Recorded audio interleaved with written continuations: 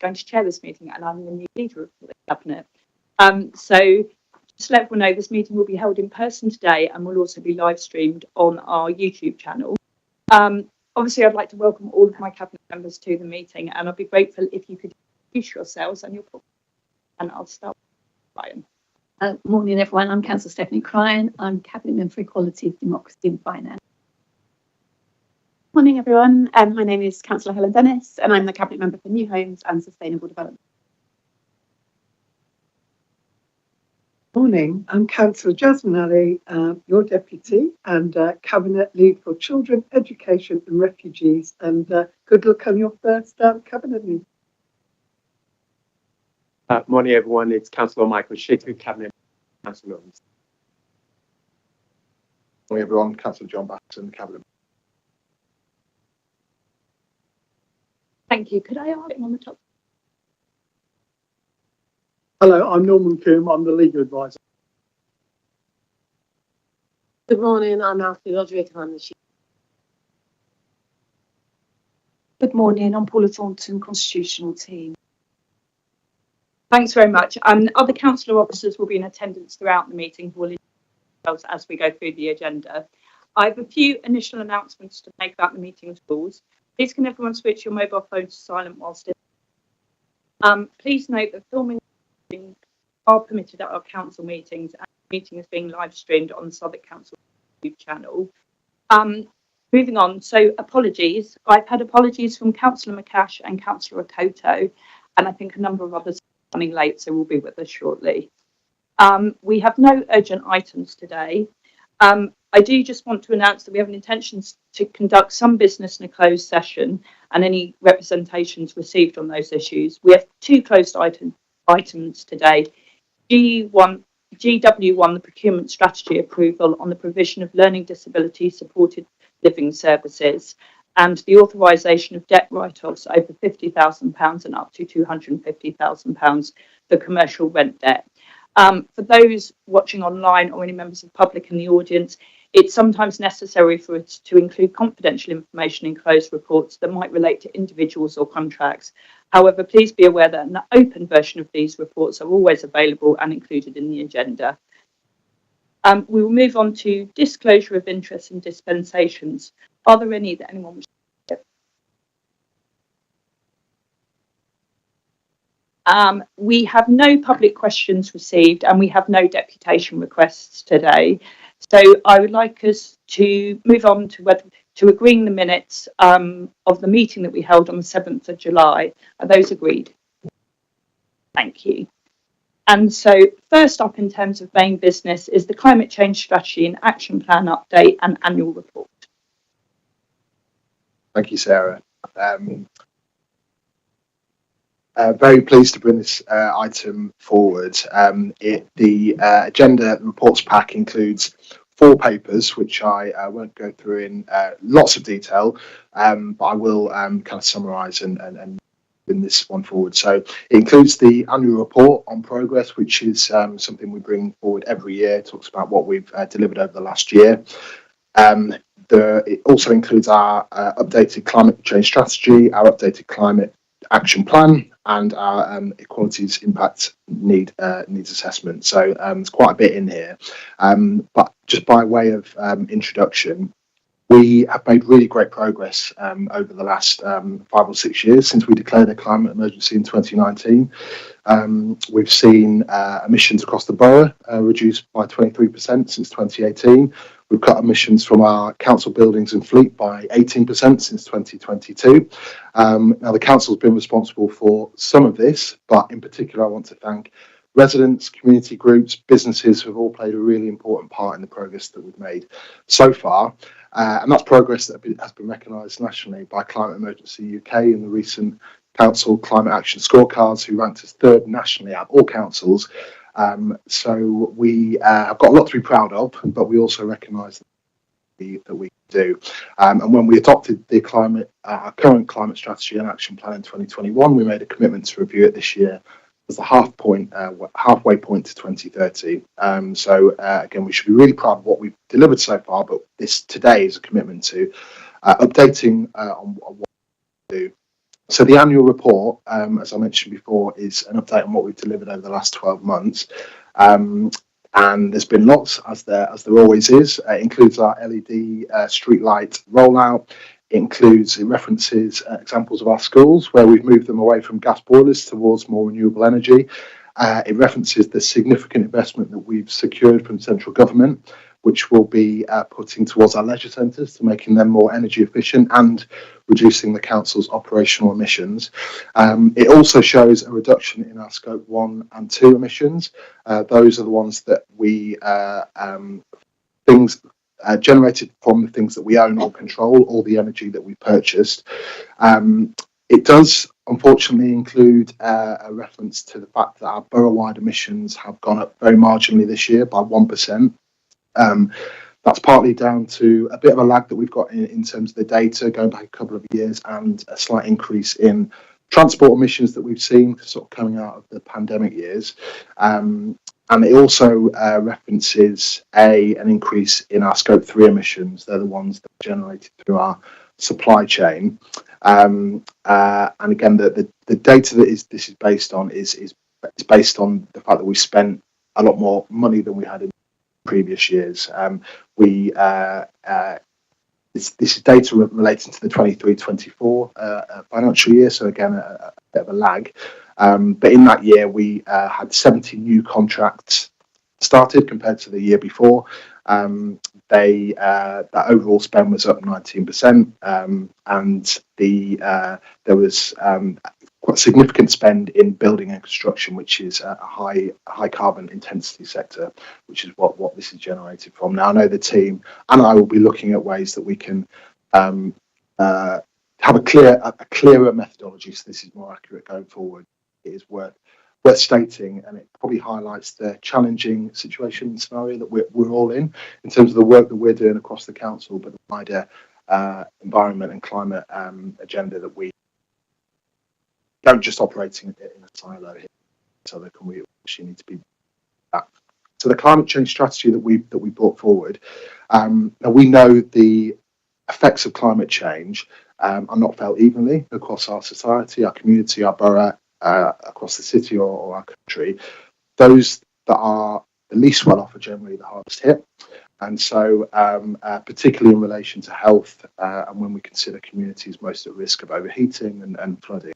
And we need to make sure that there is a just transition to net zero. So our refresh strategy places greater emphasis on climate change as a social justice issue. As I mentioned before, we don't operate in a silo, and we know that even if we were a net zero borough, we would still see the impacts and effects of climate change. They are acutely seen and felt with each passing year. So at the moment, we've got two strategies which relate to climate change. We've got a climate change strategy and we've got a climate adaptation and resilience strategy. Those two things, it does not make sense for those two strategies to sit and be delivered separately. So we are merging them, and we have done, and that is to make sure that our borough stays resilient, and we are adapting it to make sure it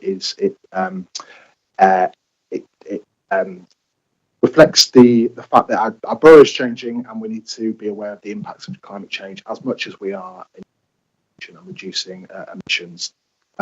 We also know that many of the policies that London-wide, national have changed over the last 5 years, so our strategy has been updated to reflect those. Our climate action plan, and this again, I thank everyone across the council for involvement in this work. This is overseen by the climate change team, and we've got representatives here from the team today, but it's owned by everyone across the council, and it's the actions that will be delivered to help us meet our climate goals. There was a lot of actions. There are a lot of actions in the current climate action plan, 118. We've reduced that to 29 to make sure that going forward the council is focused on the actions that will have the most impact when it comes to reducing emissions and making the borough more resilient. We have made this action plan more accessible. So under each action has an expected outcome, key activities which will help us achieve it.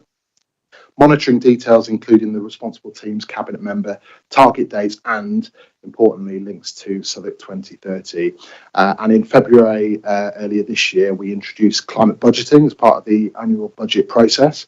Over the next few years, we'll make sure that that's further embedded to make sure that climate goals are considered in every financial decision that is made across the council. And I know the team will be working hard to be robust training to every team and department across the council. So I'll just summarise some of the points. There's quite a lot I've gone through. But ultimately, the work that we've done here will make sure that our strategy places greater emphasis on climate change as a social justice issue. We've combined our two strategies to make sure that there's equal attention to resilience and adaptation as there is currently towards mitigation. We've reduced the number of actions in our action plan to make sure that as a council we're focused on the most impact in reducing emissions and making our borough resilient. And we will make sure that our all climate action is considered when we consider financial decision making right across the country. Thank you for such a thorough overview. We're obviously joined by your team of officers as well. I'd be grateful if you could introduce yourselves, and if there's anything you'd like to add at this stage, that would be great. Good morning. My name is Ali, Strategic Director of Environment, Sustainability and Leisure. Good morning, Tom Charland, Climate Change Programme and Tom Budget, Climate Change Programme Manager. We've got nothing to add, but we can field questions. Thank you. Does anyone have any questions? Such a thorough introduction. So one for me. Sorry, Helen. Thank you very much for the really thorough report, and it's great to see action taking place across the council. One of the things that is in the report is about the introduction of climate budgeting, and I just wonder if you could say a little bit more about how that process will work, what that will look like as we move forward with the council's budgets, what we will be measuring, and how different departments will be accountable for delivering against that budget. Tom, do you want to just come in and maybe quickly on the, because I know we're looking at a phased approach to climate budgeting, first year being operational emissions, but it might be helpful just to provide a bit more information on how that works practically, and then the following years. Yep, so it is a new step for the council and something we're really keen to do to embed financial decision making in our climate programme. So as Councillor Patterson mentioned, it's a tiered approach. So we want to align it with the February Finance Cabinet report each year. Initially start with the area that we directly control, so our operational emissions, those projects around building retrofits, our fleet, and really bring in costs associated with those carbon savings and potential savings. Then over the 3 years after that, build us up to the procurement, and then housing and brought to borough-wide. So kind of tiered approach to test, very much work in partnership with finance colleagues. We're aware that a number of other councils are moving into this space. The GLA already have an established climate budget, and other councils are together as well. So very much part of our approach, speaking to other councils, learning and ensuring that we're bringing forward best.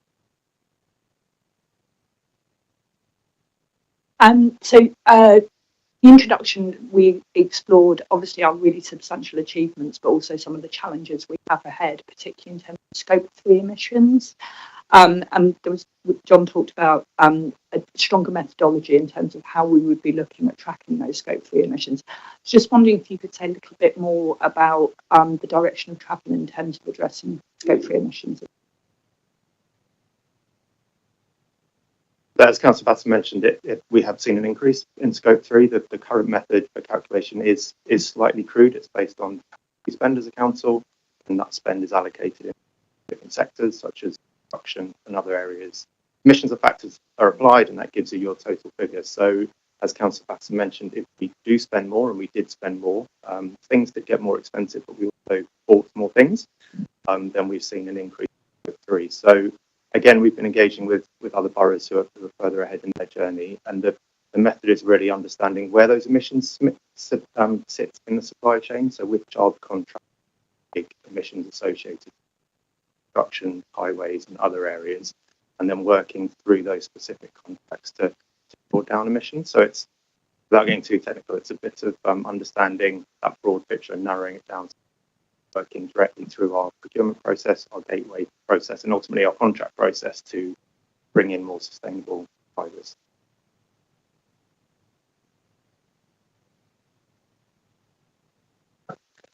Hi, thank you very much, by the way, for this. John, I know that we've been working quite closely in terms of leisure centres and trying to make sure that we meet our targets there. On the leisure centres, I just wanted to know if you guys could speak to how that's going to affect services and what we're going to do to mitigate the effect on things like changing rooms and the building fit-outs that we're going to have in our leisure centres. So we're in the early stages of that process at the moment. As Councillor Batterson mentioned, we were successful in securing nearly 10 million of funding from the government for retrofits for 5 leisure centres. This is really moving those away from gas use, solar, and that. But this financial year is really the design process to get into the detail of that, and we're early in that stage at the moment. But we are working very much in partnership with leisure colleagues to act on those sites when we bring the work forward. So the bulk of the work will happen next year and beyond. And leisure colleagues have been really clear that we need early communication and to minimise early communication with users, disruption wherever we can. So I can't talk to the specifics of what's proposed because that's still in the design phase, but certainly underpinning the process is a clear task to communicate with users. Disruption as much. Thank you. Yes, I just wanted to say thank you for the report, and I can see that you've sort of really been, quite disciplined in bringing all these recommendations down. But we've done some brilliant work in schools. We issued the climate guide, and then when we started, obviously it's about buildings, but it's about many other things. We really, when we launched the climate guide, John and colleagues, we really capture the imagination of the young people in the schools and the pupils and the students. And I know that you're going to be addressing the head teachers' breakfast meeting, but, how do you see that? Will we still be engaging that, or will you be drawing back from that in your, basically work around this? We are, yes, we're speaking to all the head teachers tomorrow to promote a new project called the Action Builder Project, which is all about supporting schools understand their buildings and therefore planning approaches to reduce emissions. But that's just one strand of a year-long programme of schools engagement. I know colleagues in the team have stood in front of many classrooms and tried to obviously inspire children to get engaged and involved. We have a series of activities planned, so it will be very much a continuous engagement process. We're very aware that schools are time pressed, and I think being really clear on our messaging and what we're asking to them, but ultimately how the council can support schools, and that's the climate change team in combination with our schools colleagues will work together to do that. Great to see the Director of Children's Services in the audience as well, who I'm sure completely promotes this. Just to add, Councillor, I think we have to work with the community on this. It can't just be council centric. There's lots of good work going in schools, but I think really positive last year as we've seen when we do launch a public facing community project, be that community energy, biodiversity fund, which is looking at more greening. We're oversubscribed with applications. We see real energy and passion from community groups and wanting to deliver. And certainly our benefit is taking the limited funding we do have and looking at community feedback schools, cases, whatever it may be. So yeah. Sure.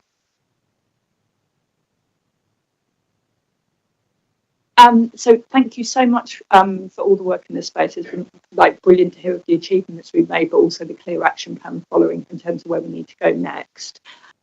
So I would like to, if there are no more questions, I would just like us to consider the recommendations on this item, which are to note the progress that Southwark has made in tackling the climate emergency over the last financial year, approve the merged climate change strategy and climate resilience and adaptation strategy to create a single climate change strategy, Sorry, there's loads of words.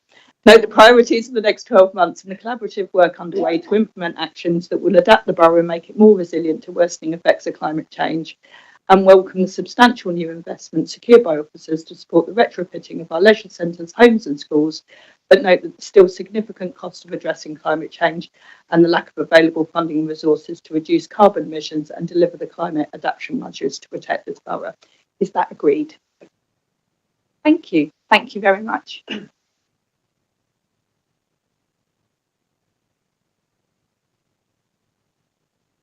So next up, we have the outcome of the community safety review and the implementation plan. Councillor Ennin, would you like to kick us off?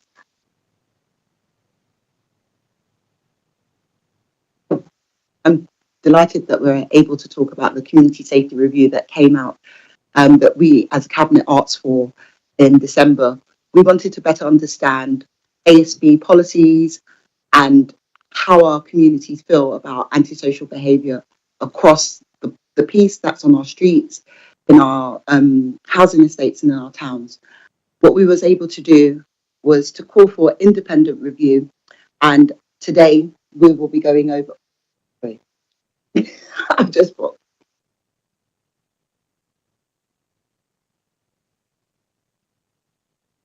Community safety is everybody's business, and one of the top concerns for our residents has been community safety, in particular ASB. And it was really important for us as a Cabinet to get to grips with this. We've had some fantastic results across the piece in terms of the LGA recognising the work that we do internally, MOPAC recognising the fantastic work we do about cuckooing and stuff like that. But we have some way to go. Having done our resident insight survey, it was quite clear to us that our residents felt less safe at night in Southwark in comparison to London, which was quite worrying for us. So we wanted to make sure that we understood what we were doing right, what we could do differently, and what changes we needed to implement. The independent review was quite clear in setting out that we have strong practice, committed staff, but delivery has often been reactive and not joined up. And if you look to paragraph 19 of the report, it sets out 8 findings in particular. Those findings, in some way, we knew, but what this independent review allowed us to do is to actually think about how we can change that and to build upon that to deliver something completely different. So what we did is focus on a new approach to community safety, which is focusing on our neighbourhoods first, where delivery is everywhere. And that was in response to increased visibility. So some people would see our community wardens on the streets, but they wouldn't know who they were, what they were doing. Some people would contact the council because there was an ASB problem, but then didn't know that the community wardens could be dispatched. So making sure that we're everywhere and we're sharing information and reaching out to our communities was really, really important. And when I said at the start, community safety is everybody's business, I genuinely mean that. We've been out and spoken to businesses, we've been to our community groups, we've gone to our TRAs, we've gone into our schools. And what we've seen is actually an increase in reporting, and that's significant for us. The increase in reporting means that the work that we're doing is landing. So our visibility has led to changes. The other thing that we've looked at is focused hotspot interventions, which means that in areas where we know there are consistent problems, let's focus our effort on those 4 or 5 areas, work on reducing those problems and keep on telling residents what we're doing, allow them to feed back into the process to tell us if it's working or not. And that's been a really important part of that work. And that work has been sharper, it's led to multi-agency action. And like I've said, we've prioritised 4 areas. This has resulted in action plans that are 1-pagers that have been published. So this is the Aylesbury, Peckham, as well as Burgess Park. I've forgotten the third one. Woolworth. The fourth one, Woolworth. And it's been really important to make sure that the centre of the borough has not felt left out. Obviously, we know in the northern part of the borough, we have, high footfall areas where it's a busy area where there's good transportation links. We have our nightlife. And obviously, there's an increase in crime in those areas for those exact reasons. But our residents need to feel engaged. Our businesses need to feel that they understand what we're doing and why we're doing it and how we're doing it and who we're doing it with. in the report, we talk about integrated enforcement. The significance of the integrated enforcement was about better understanding how we fare in comparison to other local authorities. And this was really, really important for us as a cabinet. When we said we wanted to have a review of our ASB policies and strategies, we also wanted to understand how do we benchmark in comparison to other local authorities. What we've done is we went to places like Greenwich, Hammersmith, Hackney, and we saw the differences in the services that are provided. So we have 32 community wardens. Tower Hamlets has, for example, 64. So in terms of size, we're not the biggest, but we're not the smallest. So there are others that have less community wardens, but they're being used in different ways. So the key thing for us is that having a clear plan of action on how we're going to tackle those key things that we're learning from those hotspot areas and having a unified approach to that. And that's working with our wardens, housing, ASB staff, police and partners, working together as one. One of the recommendations, one of the findings of the report was about being a data-rich environment, but that data not actually being used as effectively to prioritize resource. And what I've alluded to this already, what we've done is actually used our data better, engaged better, and we've seen some tangible results, which is an increase in the reporting. So in terms of the sustained improvement for us as a cabinet and for the actual team, there have been tangible things that have happened. Our ASB wardens, which we call community wardens, are actually now able to deliver on enforcement. We should be able to come back with data on the amount of enforcement that has taken place and those improvements. The type of enforcement that they've been doing have been issuing community protection warning notice, community protection warnings, community protection notices, and working jointly with the Met on that. Other things has been around an ASB dashboard, which allows us to actually look through that data more systematically and making sure that elected members across the piece are able to understand the data in their ward. And if there are areas where a visual audit indicates that there are challenges, but we're not receiving reports, it's about going out there and touching the ground. So I don't want to spend too much time like going into the crux of it. But one of the things I do want us to focus on is some of the things around where we're at as a local authority in terms of Southwark.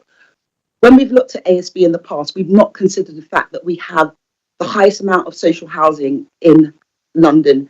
And what that means is we have specific problems with ASB on our council estates, some of which is seasonal. So in the summer, there's a likelihood that we will have an increase of cannabis use on our stairs. In the winter, we may have rough sleepers in our buildings. We need to have a robust response for that. And what we've done is we've started to work consistently, not only with the Community Drugs Partnership, but speaking to public health and landlord services about how we have a robust approach to ASB on our estates. And this is a piece of ongoing work, and we need everybody around this table. Unfortunately, Councillor Cotto is not here today for her to give a robust response about how we're going to deal with drug usage and drug dealing on our estates in particular. Looking at the data that we've received through those ASB dashboards that we've had in place for the last 9 months, one of the top concerns for our residents is the usage of drugs on the estates. And it ranges from cannabis use to Class A drugs to people shooting up on our estates.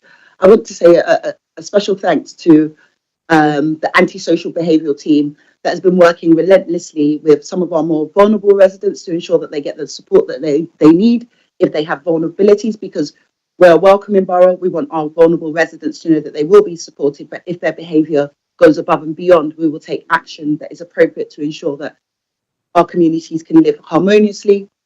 But the key takeaway from that is that we understand what the problems are, we're looking at what the responses are, and we've got tangible results about the direction of travel. Aled, Stephen. Would you like to introduce yourself? Thanks. Yeah, I'm Aled Richards, Strategic Director, Environment, Sustainability and Leisure. I'm Stephen Douglas, Director of Stronger Neighbourhoods. And do you have anything to add at this stage? I would just say that one thing where there's an acknowledgement within the review, but probably hasn't come as strong as it should have been, is that we've not historically been very good at communicating what we do with residents and members. to ensure that they have newsletters to show where the hotspots are for the various ASB and crime and what we're doing about it and the outcomes of that one. So we have started issuing newsletters, and we're hoping to increase the communications, because if we don't communicate, the residents think we're not doing enough. The neighbourhood forums is a really good opportunity for us to actually engage and discuss these issues with the residents, and also inform them of all the tasking we're doing. One clear thing which we've done, you will see that there's an action plan there. A lot of those in the action plan have already been carried out. We've looked at good practice elsewhere in London, we've implemented it, and a lot of the major partnership operations or integrated enforcement for the Aylesbury Estate, for example, as a starter, has already happened. So what we are going to do is use a lot of the data, because we are data rich, but we just don't use it very well, in order to deploy resources accordingly and then close the loop on informing residents on what the outcome was. I think that's all I've got to say at the moment, but I'm happy to take questions. And I'd perhaps just add one thing, whilst enforcement's important and is clearly part of this, that clear place-based model is about enforcement, prevention and support, working across the council and across the partnerships. It's not just about enforcement, it's about ensuring that those who need it are referred into the support they need. Thank you. Does anyone have any questions or comments? I'll go to Councillor Cryan first. Thank you. And first of all, I want to say thank you. I think this report, first of all, is long overdue, and it's really good to see the actions that are coming out of that. And massive thank you to Councillor Rennie for the work she's done to champion this and actually really make it in everyone's mind that community safety is everybody's business around that. I suppose for me, the things that I want to know about going forward is I don't think we've been very outcome driven in the past. So it would be good to know how we are going to look at those outcomes around that. There's been money put into community safety through various budgets over the past couple of years, and I'm not 100% sure how that's been spent, what the outcomes of putting that money in have been. So it'd be good to sort of look at that and say, well, for this, the money that's been put in by this administration, this is what the outcomes are for our residents. This is how they feel safe. This is what their perception of safety has been. I think that's really, really important, that when there's, the finances and the outcomes do need to be married up around that as well. And I think really for me, for this to succeed, it does really need the police to step up as well. And it would be good to know how this has been received by the police and what they're going to do to play their part, because the council can only do so much. But when ASB tips into criminality, that's when the police come. And I have to say, I don't have the confidence at the moment in the police around this.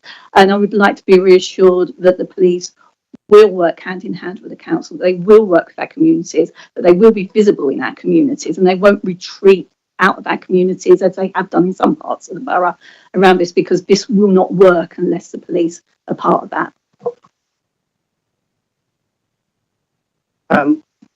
Just on the outcomes, the one thing which has been pretty clear is that we have 32 officers. We've been underutilising those 32 officers.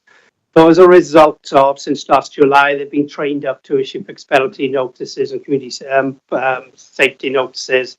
And that is an outcome. Then you look at the enforcement outcome. As they're on the street, they are now actually tackling some of the crimes on the ASB on the streets. This is obviously a very complex geography. If you look at a place like Peckham Square, for example, a lot of it is enforcement, but as Stephen alluded to, a lot of it is safeguarding preventative work. So the outcomes there is how many people we've actually channeled into the support in order of sex workers and the homeless. That is a measure of success as well. So we would be able to now look at the measures of success and the outcomes far more robustly than we did previously. The police are a central partner here, and what the integrated enforcement model does is, rather than us working in isolation, not just with the police, but with support services within the council and some of the voluntary sector, they are all, when we look at a problem, we all look at it holistically. Right, this is a police issue, you deal with that one, then feedback on the actions, and we will check up on them on monthly meetings. This is a council, we can deal with this ASB. This person really needs support in terms of Hestia or homelessness. they will be then referred to that one. So rather than this sort of silo operation which we had previously, now this is a coordinated, integrated enforcement, but also support mechanism. But then we are now able to look at the outcomes, and the important thing is then communicate that outcome to.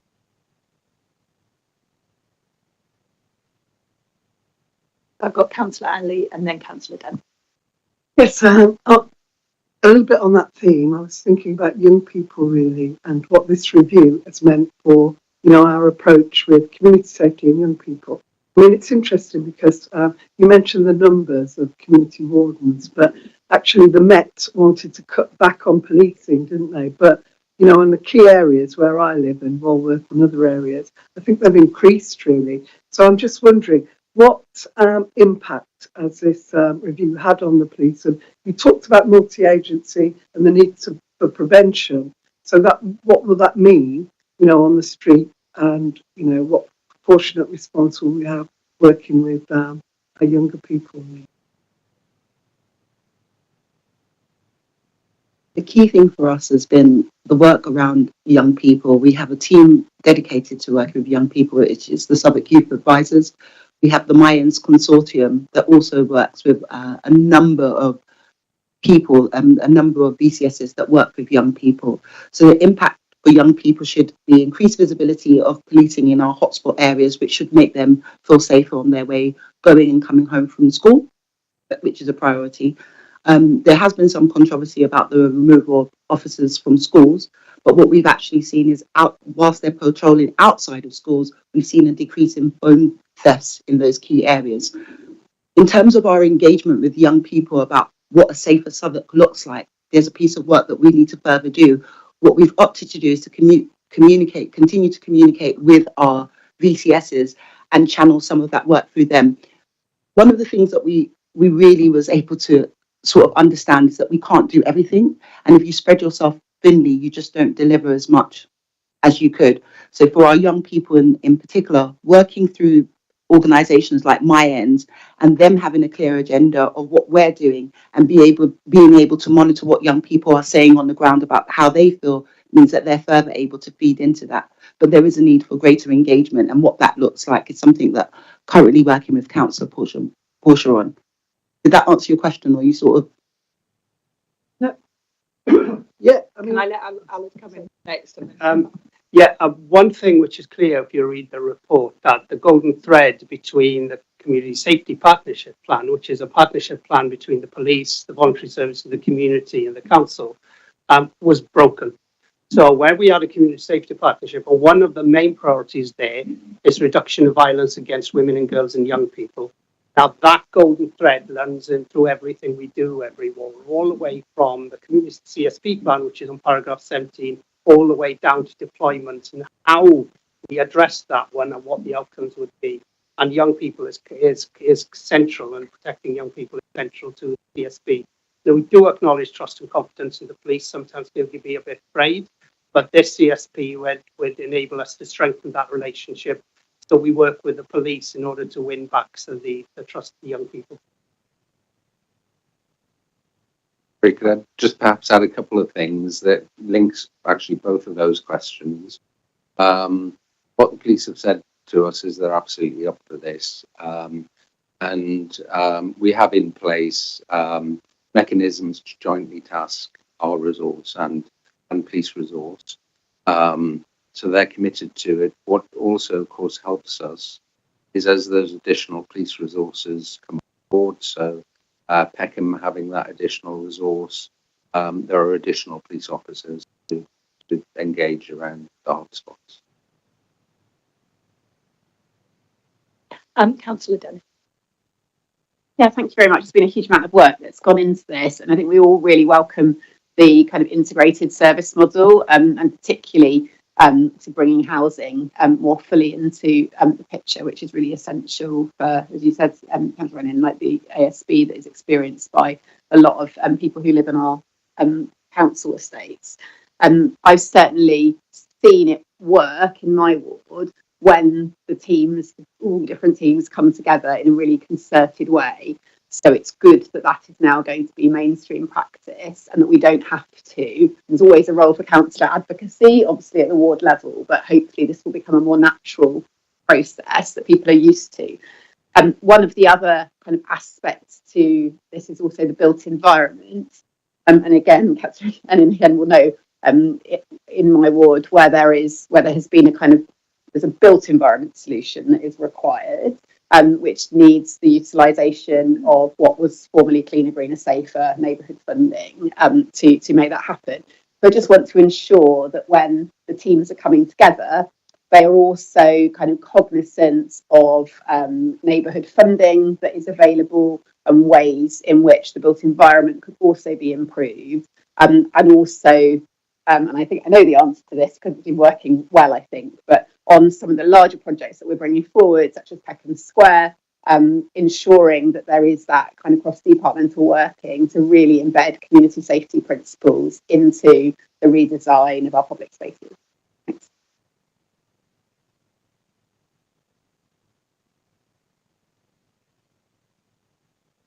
Yeah, but that's important because we are linking it with planning in terms of planning out crime.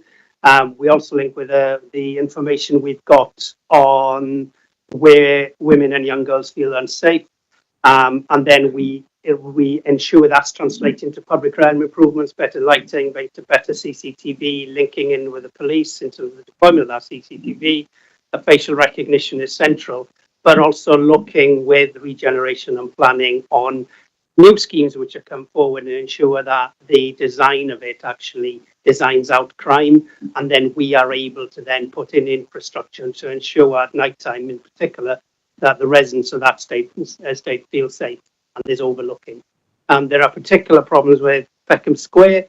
It probably is, we've got a plethora of different uses there, and the linkages in there cause problems with, won't list them all, but that's why this integrated enforcement, all the services, all the partners involved, actually find a holistic solution to the problems rather than just the department doing it alone.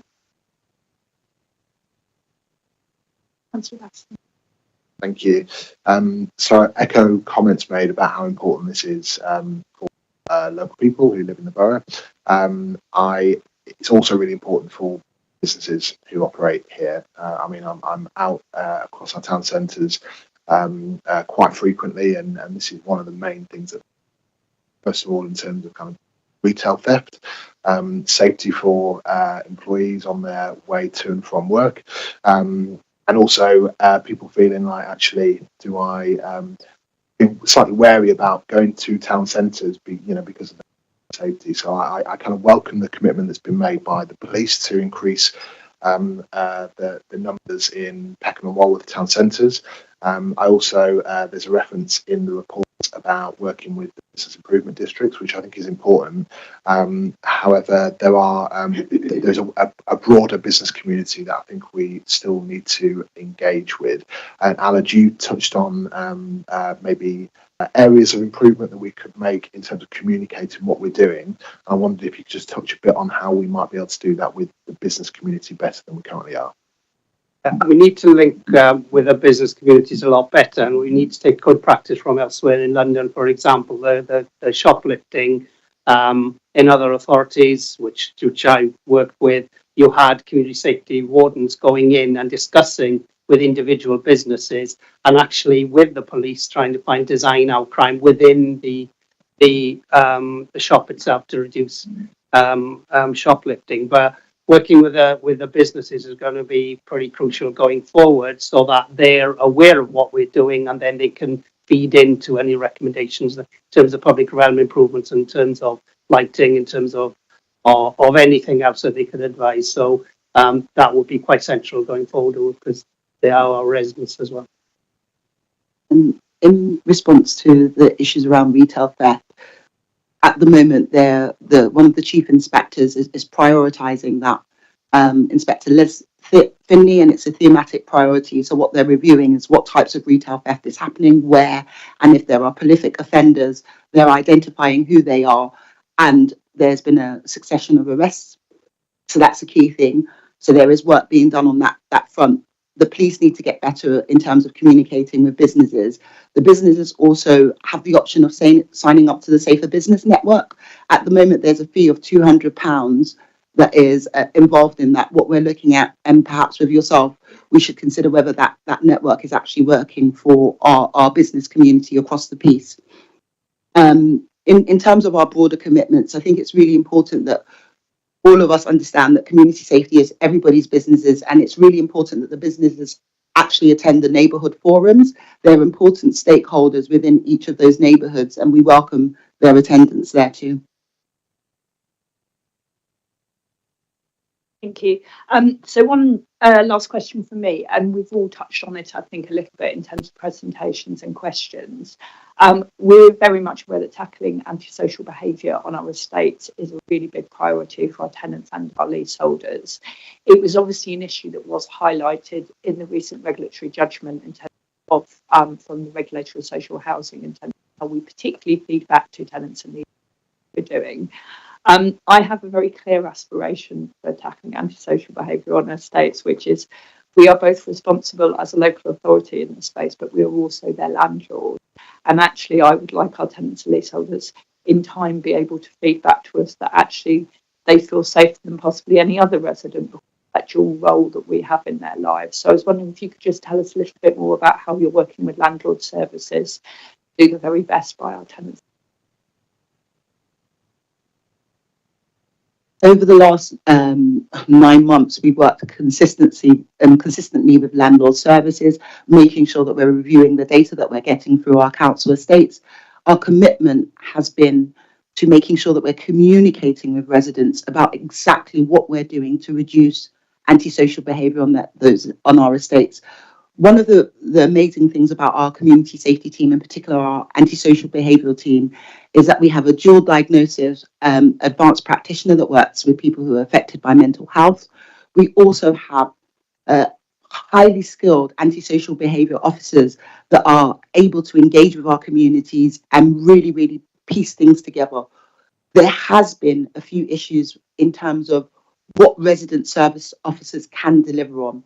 So if residents are reporting to our resident service officers about a problem, often that wasn't hitting the right teams at the right time, so problems would then escalate. And what we've tried to do is grip the ball by the horn by making sure there are joint meetings between landlord services and SASBU, making sure our resident service officers are all trained up on how to deal with ASB complaints, that they have assured us that they will be closing the loop by making sure that when a resident reports an antisocial behaviour before their case is closed, that we have taken a satisfaction survey and that they're given a clear action plan. That also feeds into Helen's question, which is around the neighbourhoods grant and making sure that where the built up environment is already conducive to antisocial behaviour, that we don't allow residents to have to push and fight and consistently contact us in order for us to deliver on results, that we're having joint communications on things that make people feel unsafe and that we're taking action and we're communicating that back to them. But there's another part to this question, which is we have a number of housing associations in the borough, and we shouldn't allow them to evade their responsibilities because they're held to the same responsibilities as we are. And we find that in instances where we have two housing associations opposite each other, our SASBU officers are having to mediate. What the hell's going on here? We must hold them to account. I'm probably not their favourite person, but hey, but hey, we've got to get the job done. And at least for our tenants on our council estates, we're listening to them, we're taking action, we're working with landlord services. And I wouldn't say kudos to landlord services because I'm not the easiest person to deal with. And to public health, I mean, Sangeeta has been dragged into meetings where I'm hammering on about, you're talking about intervention for some of our most vulnerable residents who do need support, and you know, we don't want to stigmatise anybody, whether it's our rough sleeper community or people that are afflicted by substance abuse. But what we do need to be mindful of is that their behaviour has an impact on a wider group of people, our town centres, our businesses, and most of all, our young people, because our young people are scared when they see people shooting up on stairs. They tell us. They go to the VCSs and talk about that. But to round up the point, we are working relentlessly to ensure that we're engaging with our residents, making sure that we're closing the loops with them on ASB on our estates, but we're also holding our registered social landlords to account. And this will be dealt with through our new ASB strategic board, which we hope to be able to come back to this cabinet and talk about. Thank you. Thank you. So the recommendations we have in front of us are to note the findings of the community safety review set out in the report, to agree the council's new service model for community safety in the phased delivery plan, and note the progress already made, including hotspot activity, expanded community hours and operational improvements. Are we all in agreement with the recommendations? Thank you very much for a really good overview of everything that's gone into this and on such an issue that is so important to all of our residents, so particularly. Thank you.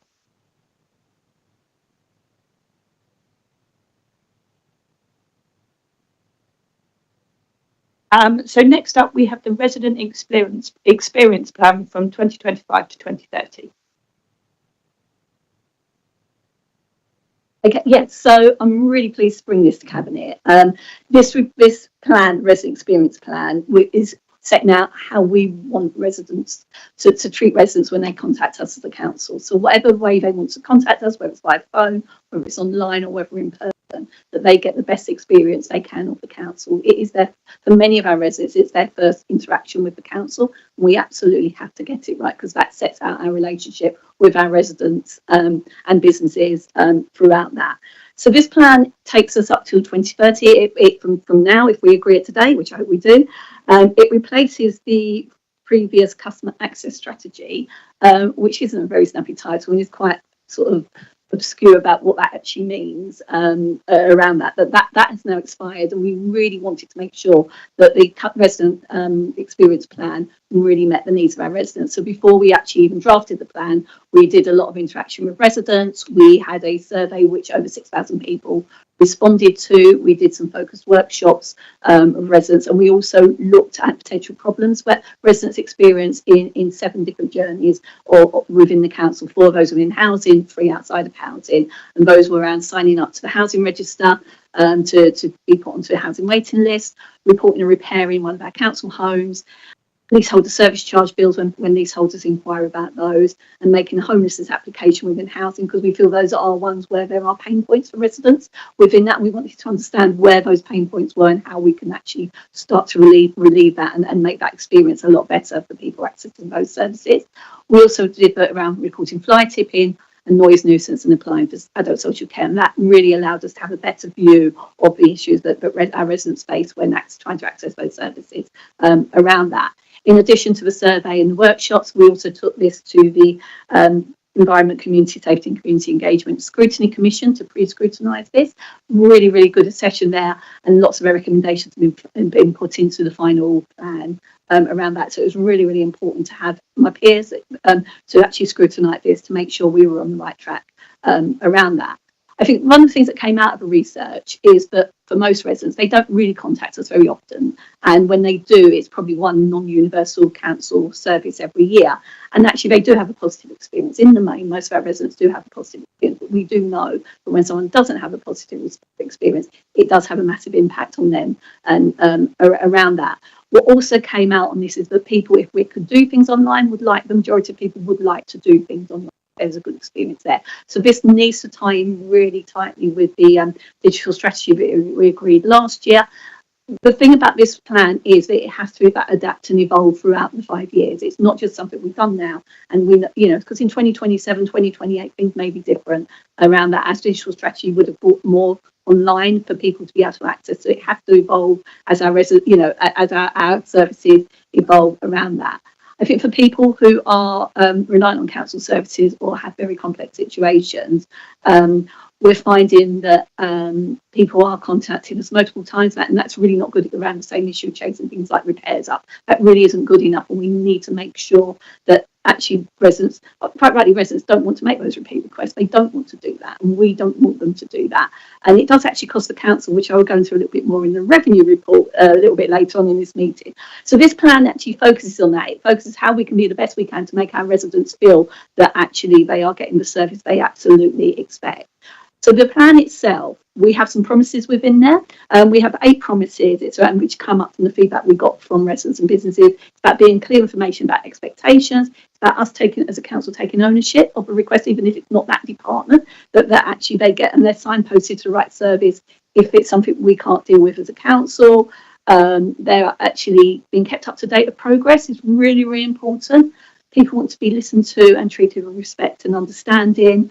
And have clear guidance. And when we do things wrong, we need to apologise very quickly and put those actions right around that. The plan itself is focused around 4 different pillars. One is about transforming the experience of our residents and our businesses, and that's where we're on that journey to do that now. As everyone mentioned, having that enhanced digital experience so those residents and businesses who want to do things online can actually do things online. I think it's fair to say at the moment that's not where we are, and we didn't need to get that. But we are really responsive to residents, and that actually we have to still continue to support our vulnerable residents, because whilst the majority of our residents do want to go online, we know there are residents who cannot go online, they're digitally excluded or do not want to go online, and we need to make sure we still have face-to-face and phone services for them as well. So all in all, what this is saying is setting out how we want to make sure that whenever somebody contacts us in whatever way is best for them, that it is painless for them, that they get a good service for them and they get a good experience, and more importantly that their issues are resolved in a quick and timely matter as well. Thank you, Councillor Cryan. Would you like to introduce yourselves for those online? Sure. Dominic Kane, Director, Customer and Exchequer. Nixon, Head of Strategy Compliance and Exchequer. Thank you very much. Does anyone have any questions?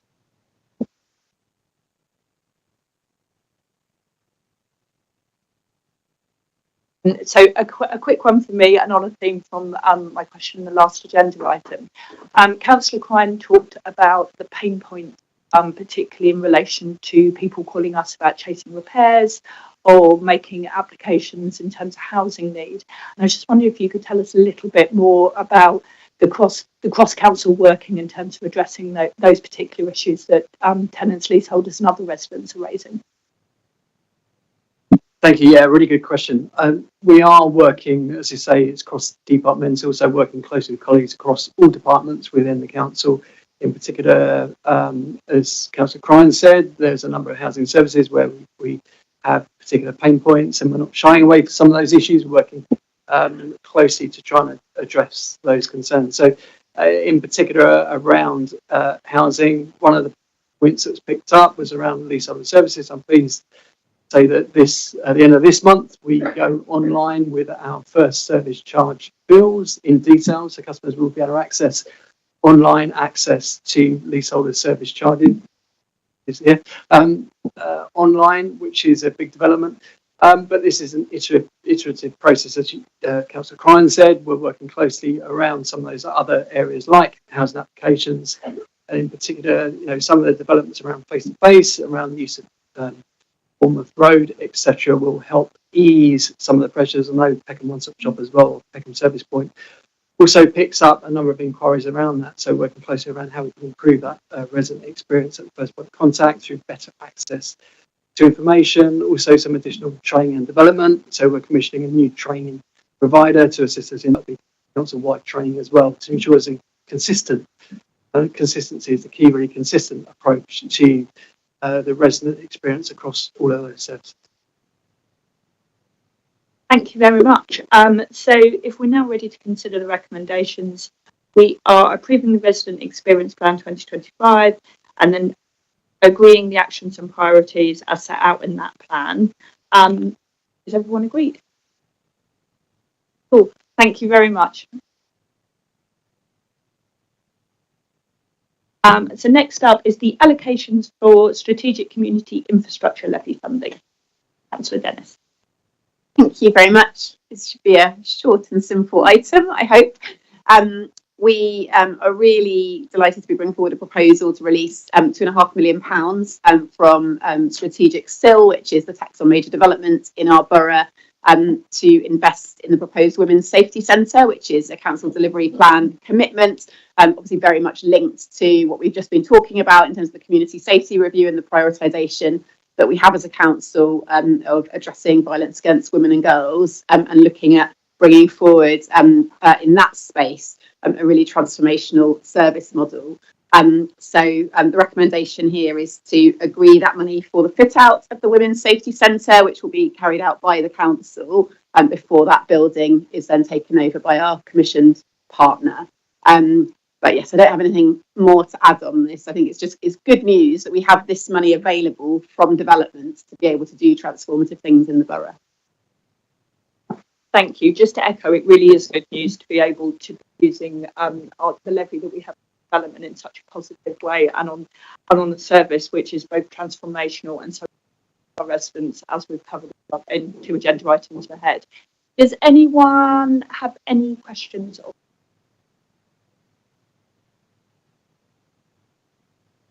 Is there anything you'd like to add as well?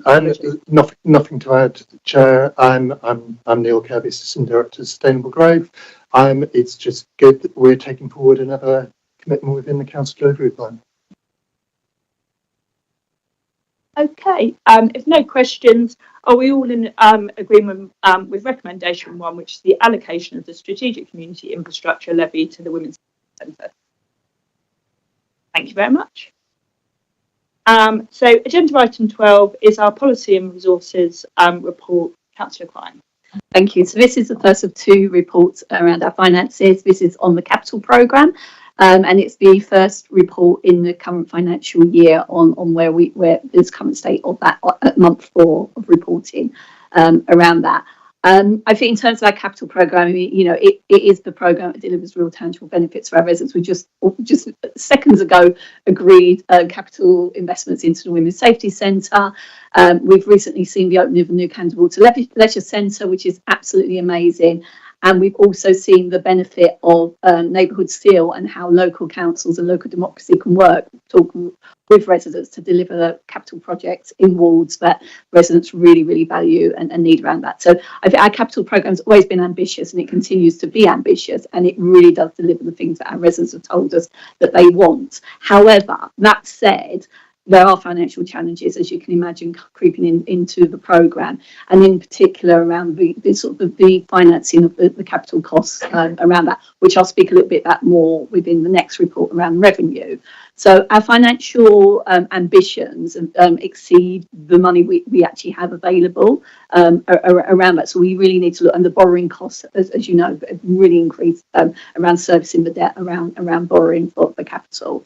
So due to those financial challenges, we're not particularly anticipating any further capital requests within the current financial year, but if there are any, we have to be really clear now that any new initiatives need to be contained within existing departmental budgets. So servicing that debt, if there's borrowing, has to be retained within the budgets within those departments around that as well. And I think that the importance of that will be seen when I go through the next report where we are within the revenue programme. We have no new capital bids to agree within this report. So what this report is asking is that you know where we are within the capital programme. There are departmental narratives about how the great things they are doing and the great work that the cabinet colleagues are doing to deliver for our residents. So this is really just an update of where we are sort of 4 months into the financial year. Thank you. Would you like to introduce yourselves, and is there anything you would like to add to council? Thank you. Tim Jones, Director of Corporate Finance. Nothing to add, but happy to take any questions. In charge of system. Thank you. Has anyone got any questions? No questions. So we're now ready to consider the recommendations. Are we all in agreement with recommendations 1 to 5 on page 121 of the report? Agreed. And next up, Councillor Klein on the revenue monitoring report. So that was the capital one, which was quite straightforward. This is the revenue accounts. So a revenue account are the things where we spend money on services and around that rather than delivering capital programmes. Again, this is the position of month 4 in the current financial year, and it covers the general fund, the housing revenue account and the dedicated schools grant.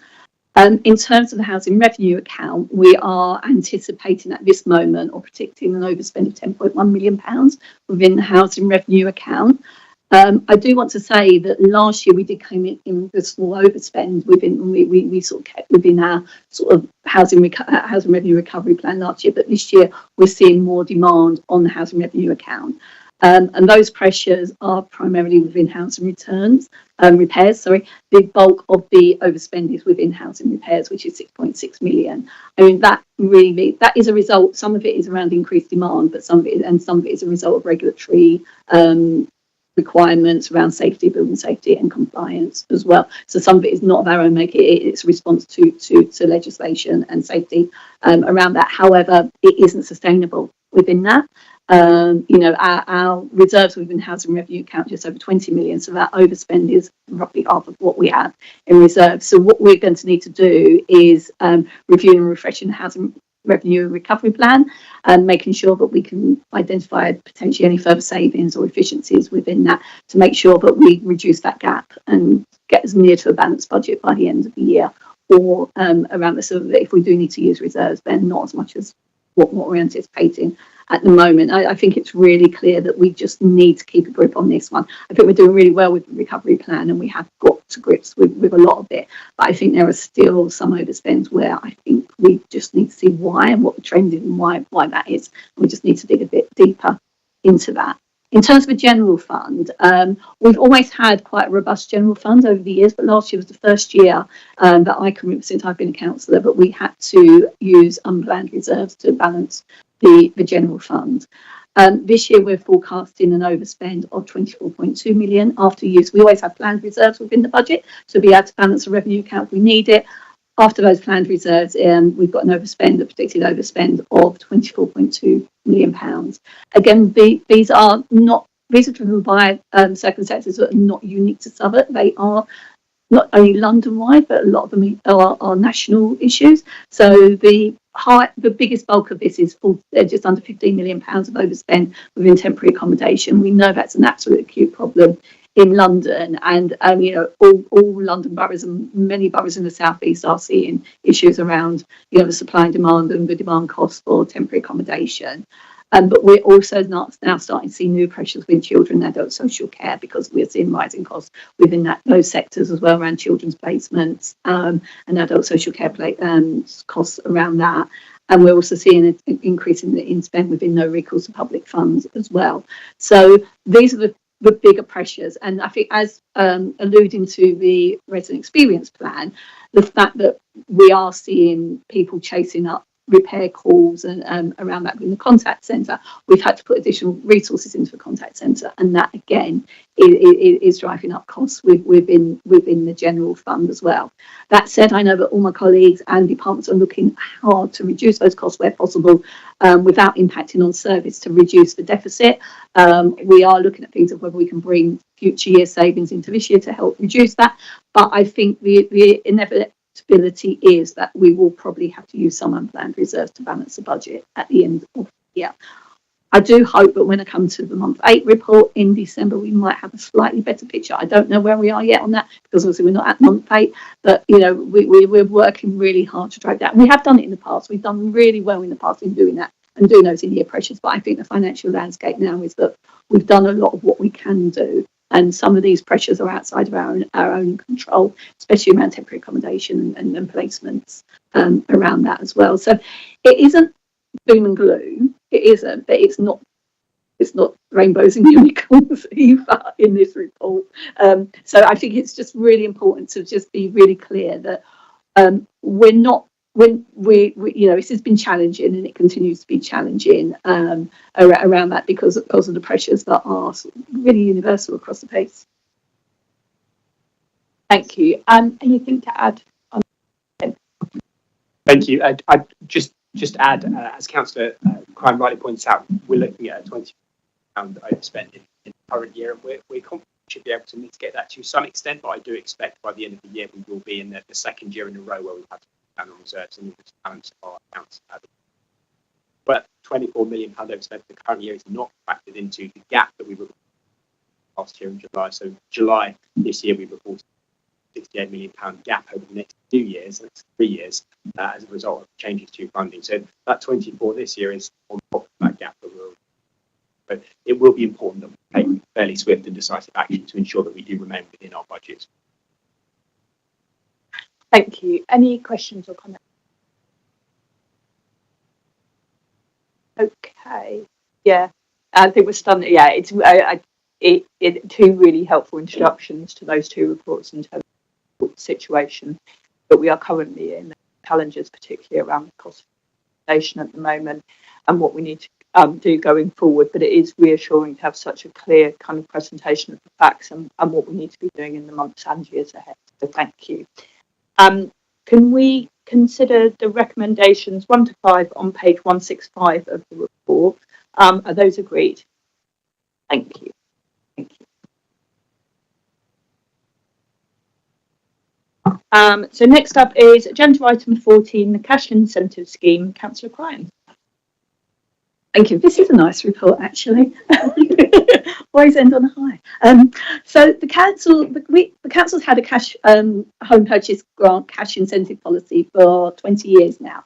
And what that basically is that people who live in our council homes, if they want to move into the private sector, they can actually apply for a grant for their house deposit, and then they move into a nice new house and they will free up a council home. So it means that we don't lose it through our council stock, like right to buy around that. We've not changed that policy at all in the last 20 years. And I think given the demand for this, we do need to look at making some positive changes to the scheme. So in the current eligibility of the scheme, it is only for homes with 2 or more bedrooms. And we know there's a large demand for 1-bedroom homes. And we also know there's a demand from people living in our 1-bedroom homes to apply for the scheme. So what this scheme is asking is that we actually now add 1-bedroom properties into the policy. We also haven't increased the amount that we give people as a deposit over those years. So we have some slight increases. To do that, we have benchmarked ourselves against other local authorities around that as well. So we sort of streamlined it and increased the amount that we're going to give. So I'm not going to go on for very long about this, but this report is a really nice thing to do. I think it's making sure that more people are eligible to be able to. We're not increasing the cash envelope around it. I think it would be quite irresponsible after my last comments today. We're not increasing the cash envelope, but what we are allowing is more people to be able to have the ability to apply for this. It is a really popular scheme, actually, but we're hoping by putting the 1-bedroom flats in that more people will be able to apply, and that we will be able to increase our 1-bedroom stock with to allow council cities to be able to put those onto the housing register so that people on waiting list. And it's a little way of helping to reduce people the numbers on the waiting list as well. It's one of many things that we're looking at to ensure that people who are in need of a council home get a council home. Thank you. Would you like to introduce yourselves, and if there's anything to add, that'd be great. Yes, I'm Louise Turf. I'm Head of Home Ownership Services and League. Trish Haddon, Sales and Acquisitions Manager. Thank you. Does anyone have any questions? I've got Councillor Baston and then Councillor Fitzgerald.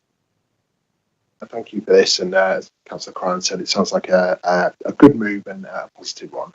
I just had a quick question about, so there's a table in here about comparisons to other local authorities in terms of the amounts that we offer compared to them. I just wondered if we had done any modelling on to understand what the expected take-up of this might be for 1-bedroom grants within the first year.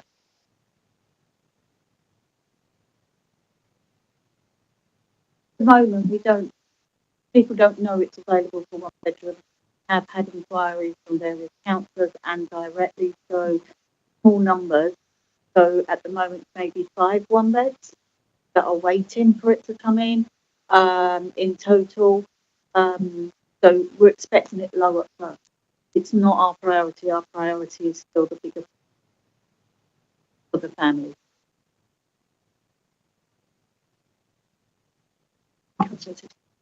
Thank you very much, Councillor Cryan, and thank you. I really welcome it. I think it's amongst a number of tools which we've got to employ in order to try and address the housing pressures in which we have at the moment.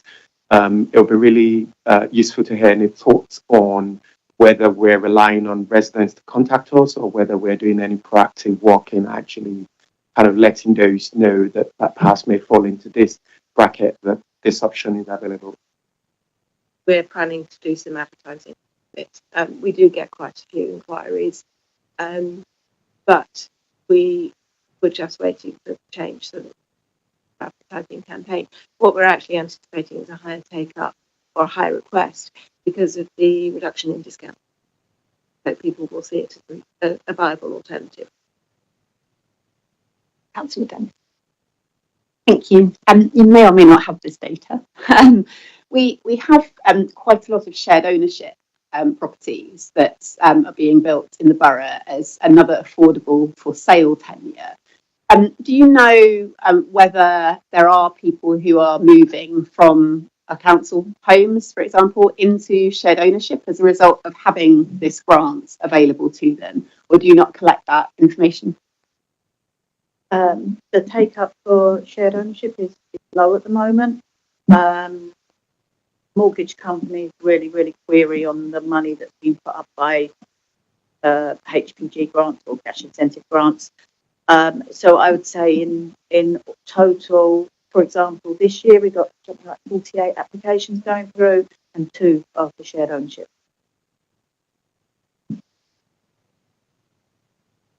Thank you. I think that's everything for questions.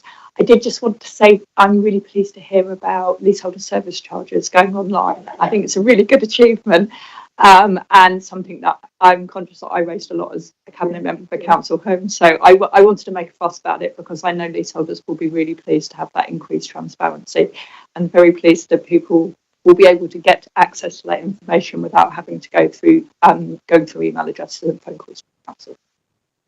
Very lively. Monday. Excellent. Thank you very much. So in conclusion of the debate, what we were talking about, are we all in agreement in recommendations 1 to 3 on page 189? Thank you very much. So we're now going to move on to consider the work of scrutiny, our scrutiny commissions and the work of overview and scrutiny. So we have a number of reports which are the cabinet responses to the work of the commissions, but then we also are accepting some new reports today as well. So first up, we have the response to the Education and Local Economy Scrutiny Commission. I'm going to hand over to Councillor Ali to introduce, but I'm also conscious that we've got Councillor Wingfield here as the Chair of Overview and Scrutiny. So when you do want to come up, I think you're going to come up on a number of them, so just let me know when you're keen. Thank you. Councillor Ali.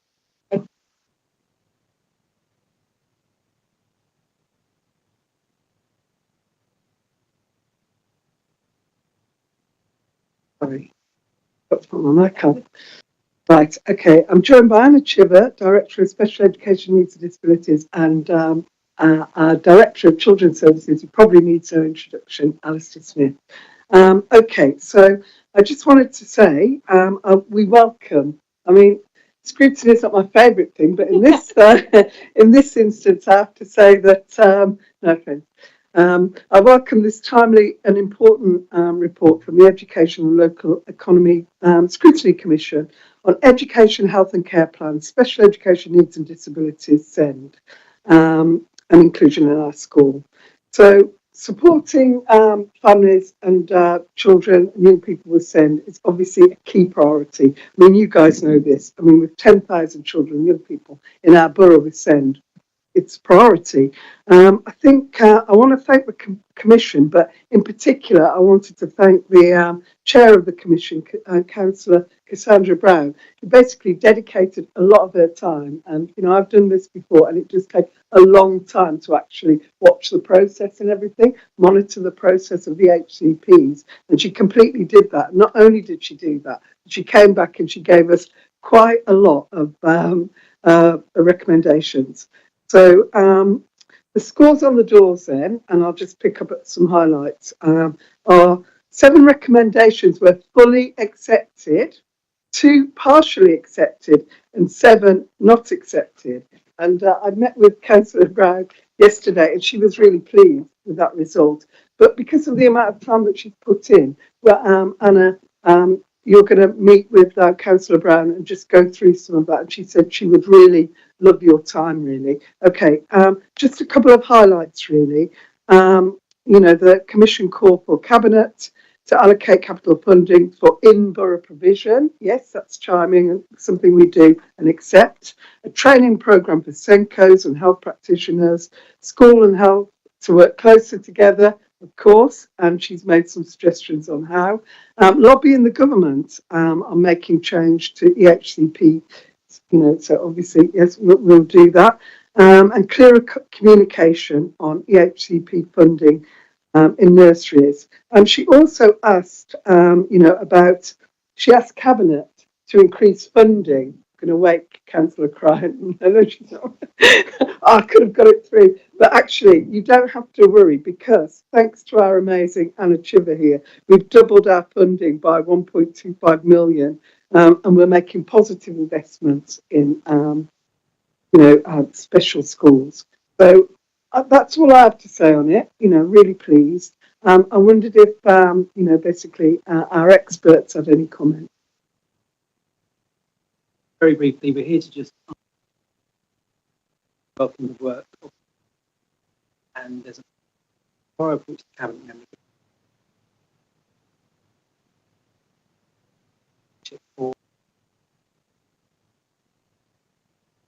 Thank you very much. Does anyone have any questions? Okay, so we are taking recommendations as on page 197. Is that agreed? Thank you very much. Very much. So next up, we have the response to the Housing Scrutiny Commission, and this is on the draft resident engagement strategy. And I will hand over to Councillor Situ to introduce.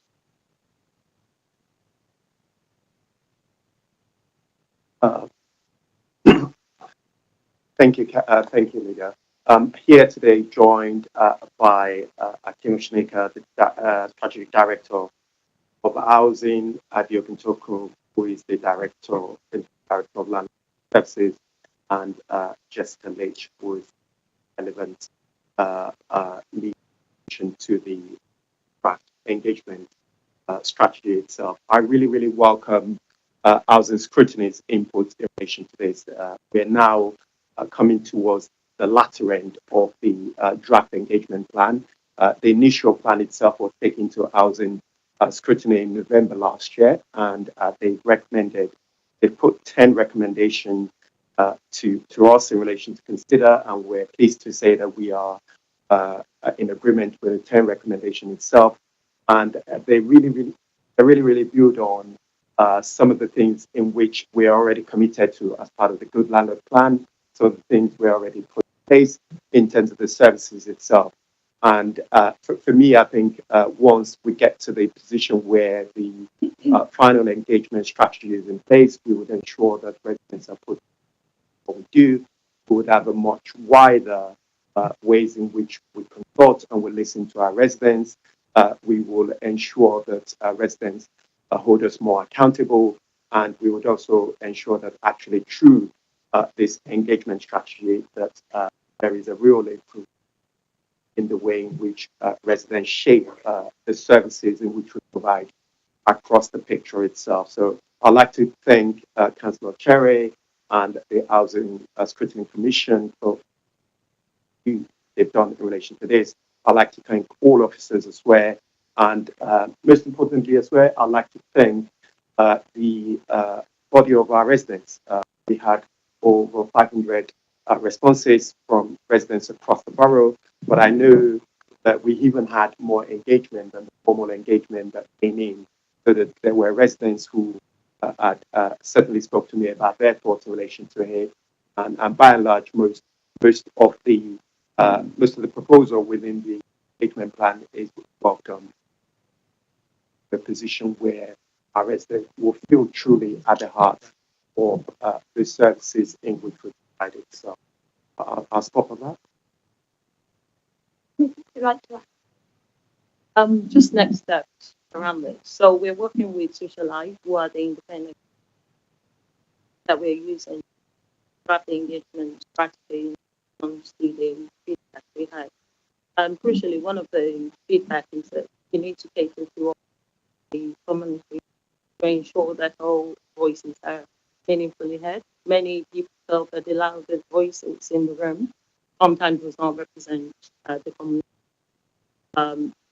So as a result of that, we're also developing an outreach strategy to engage underrepresented and also engage with some of the new and seldom heard. we have housing scrutiny, so the draft will be ready for housing scrutiny in October. Very lively discussion around it, and it will be going to cabinet for approval in December for implementation in January.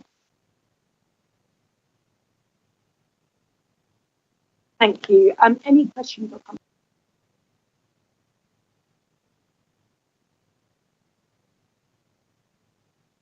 I wanted to know from your experience in terms of resident engagement, how are we going to, I know we said that we're going to be talking to people that we haven't spoken to before, but there are also residents that are in place of certain community spaces and certain spaces within our estates where they are overpowering certain voices. So I wanted to know what you guys are going to be doing in terms of community cohesion to ensure that other residents who have been stifled by long-standing residents in these spaces are able to engage in our sports courts, in our parks, in open spaces, and in our closed spaces, especially our young people who could really utilize those spaces and are not getting the chance to do so.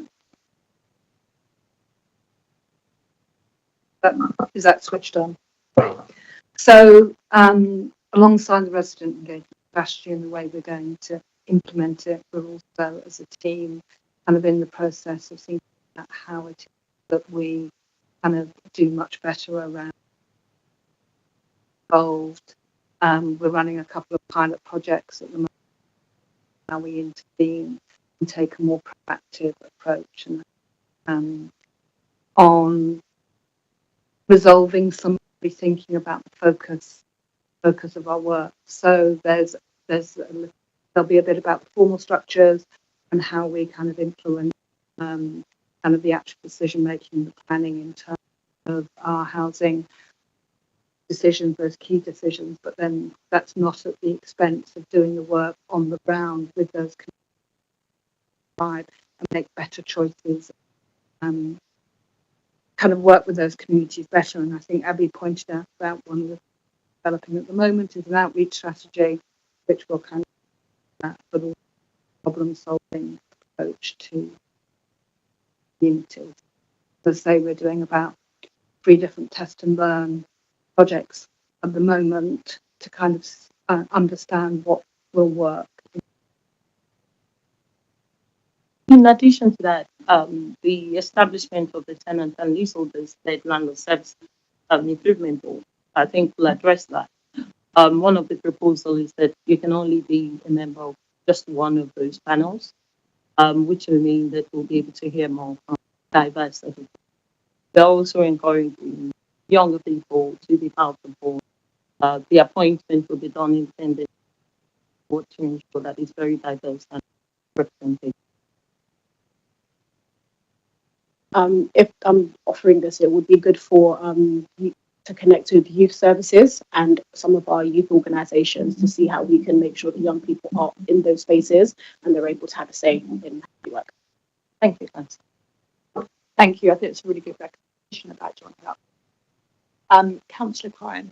Yeah, it's also to add on from Portia's comments, also maybe linking with sector organisations, because a lot of people who access those services are our council tenants and residents who live on our estates, and therefore actually to really get the true diversity that we need, that's another option there. But I do have a question around, so we're looking at this, we've been looking at this for a long time, and when this all started in 2016 with the Kaizen report, the thing there was about increasing the voices and giving more opportunity to people, the people we don't hear, to come forward, and it's not really landed, has it? So I suppose for me, and it's probably be one I'll ask when it comes to Cabinet in December, is what are we going to do to make sure that it truly is representative around that, and that we're not, and so how do we learn from what's gone on in the past and making sure that we are providing opportunities for everyone?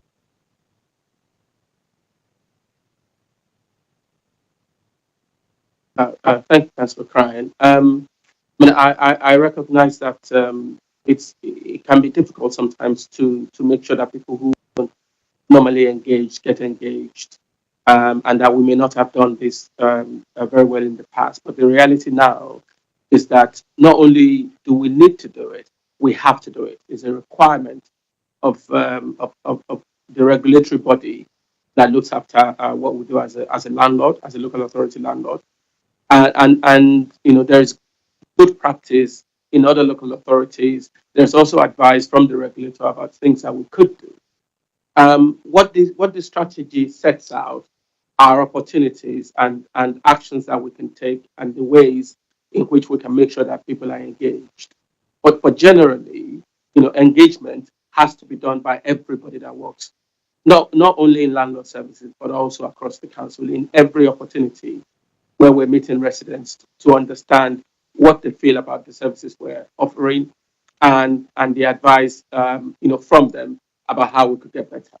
And for us to be able to document those things that they've said to us and come back to them on what we've done with it.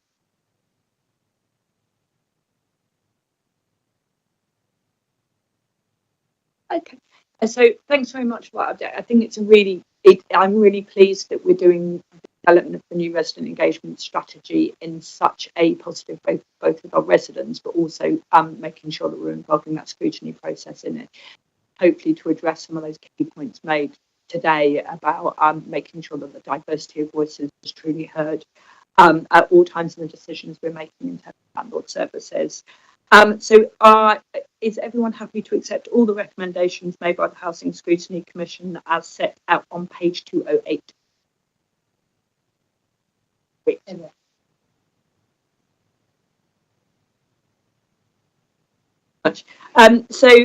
Next up, we have the response to the Education and Local Economy Scrutiny Commission, which is the review of the draft Town Centre Action Plan, Youth Employment Support and East Street Trade.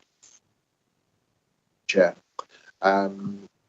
So I thank the Commission for its work again this year. They made 7 really valuable recommendations, 2 of which we partially accepted, 5 of which we accepted. You mentioned town centres there. I think this was a really great example of pre-scrutiny, which I know the Chair of Overview and Scrutiny Commission championed. We brought our draft town centre action plans forward to the Commission about a year ago, September, about 6 months before we actually launched our full town centre action plans. So the feedback and input they provided, we were able to use to shape the action plans that we brought forward to Cabinet in March. As such, a lot of the recommendations they provided are accepted because to took forward. The town centre action plans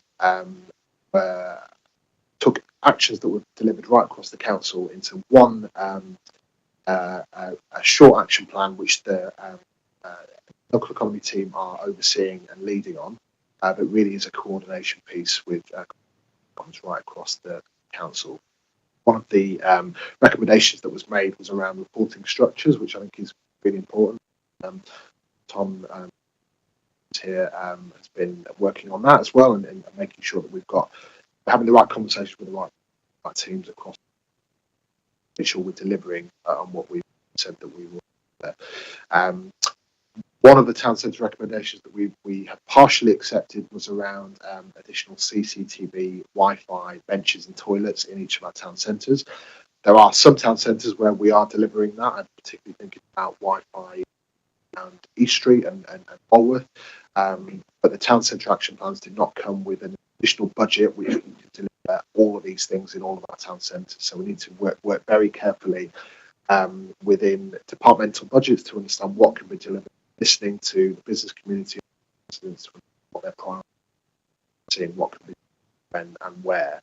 I know Councillor Brown, as the chair, has worked very hard to think about how we join up the 2 themes that the Commission looks after, education and then local economy, and the recommendations that they've made around youth unemployment, particularly for young people with SEND and care leavers, has been a really good way to do that. Thinking about young people when they come out of education and then into the employment space, and we're probably in a relatively good position here because we have recently, or over the last year, received funding from the pensions, which specifically targets these groups. And I need to come in just to talk about timeframes for these.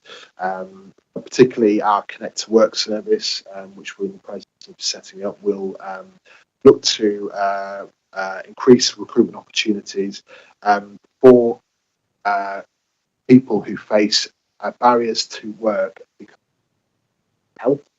And so there is certainly the opportunity for increased employment outcomes for young people sent through the Connect to Work service. And likewise, another recommendation that was made was around working with Speaker Box and the Corporate Parenting Committee, which I attended the last meeting, which Councillor chaired, to support career aspirations for care leavers. And likewise, we have funding from to deliver Trailblazers, which again specifically looks at increasing employment opportunities for them. So the recommendations are well timed. We have additional funding resource to support some of these groups, which is great. And the final recommendation was around East Street. Recommendations we partially accepted. They touched on the market management, communication and branding, and some other ideas, including the installation of solar panels and an entrepreneur. Some of these things need feasibility studies to understand their viability, and I know the ward councillors are considering some of them still funded. But for that reason, we partially accepted that. Having the necessary conversations taken.